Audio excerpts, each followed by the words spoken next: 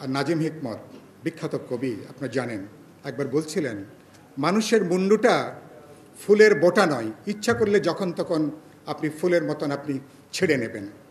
দুর্ভাগ্যজনকভাবে হাসিনার এই স্বৈরাচারী শাসক তার অতীতের স্বৈরাচারীদেরকে পথ অনুসরণ করে মানুষকে পোকামাকড় মনে করে যেভাবে হত্যা করেছেন, মুক্তিযুদ্ধের পরে ইতিহাসের সবচেয়ে বড় নৃশংসতা যেটা এখানে সংগঠিত হয়েছে, বিএনপি তার একটা বড় শিকার।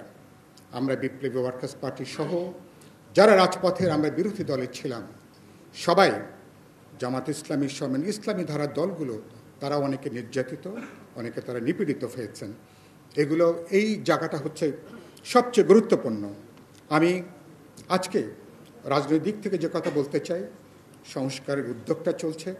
আমি প্রায় বলেছি এটা, সংস্কার নিয়ে অনেক কিছু হয়েছে। এই সরকার যদি কোনো সংস্কার যদি করতে নাও পারে, কোনো কারণে তাদের এই উদ্যোগ যার সঙ্গে আমরা যুক্ত ছিলাম, কিন্তু আমরা বিএনপি, গণতন্ত্র মঞ্চ সহ যারা আমরা যুগপৎ আন্দোলনের শরীক, আমরা আন্দোলনের ভিত্তি দিয়েছিলাম। এবারকার লড়াইটা কেবলমাত্র একটা ব্যক্তি দলের পরিবর্তনের লড়াই না। যে ব্যবস্থা একটা দল একটা ব্যক্তিকে চূড়ান্ত কর্তৃত্ববাদী শাসকে পরিণত করে, সে ব্যবস্থার আমরা পরিবর্তন চেয়েছি। তার জন্য আমরা ৩১ দফা আমরা দিয়েছি। আমরা ৫ই আগস্টের পরে ঘুম থেকে জেগে উঠে আমরা সংস্কারের প্রস্তাব দিইনি। তারও ১.৫ থেকে ২ বছর আগে থেকে আমরা এই আলোচনা করেছি, লড়াই সংগ্রাম করে।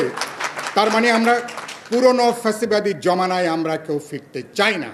এটাই হচ্ছে দেশবাসীর কাছে আমাদের প্রতিজ্ঞা, আমাদের কমিটমেন্ট। ফলে কে কী করলেন না করলেন নিশ্চয়ই গুরুত্বপূর্ণ, আমরা দেখতে চাইব। কিন্তু একই সাথে বিএনপি, গণতন্ত্র মঞ্চ সকল দল আমরা জনগণের ঐক্যবদ্ধ। আমরা ৩১ দফা সহ প্রতিটা বিষয়কে অক্ষরে অক্ষরে আগামী পার্লামেন্টে পরবর্তী গণতান্ত্রিক অভিযাত্রায় তাকে আমরা বাস্তবায়িত করব, তাকে আমরা কার্যকারী করব আমরা। ফলে সেখান থেকে সরে যাওয়ার কোনো সুযোগ বিএনপি, বিপ্লবী ওয়ার্কার্স পার্টি অথবা কোনো রাজনৈতিক দল যারা আমরা আন্দোলনে ছিলাম, আমাদের কিন্তু যাওয়ার কোনো সুযোগ নেই।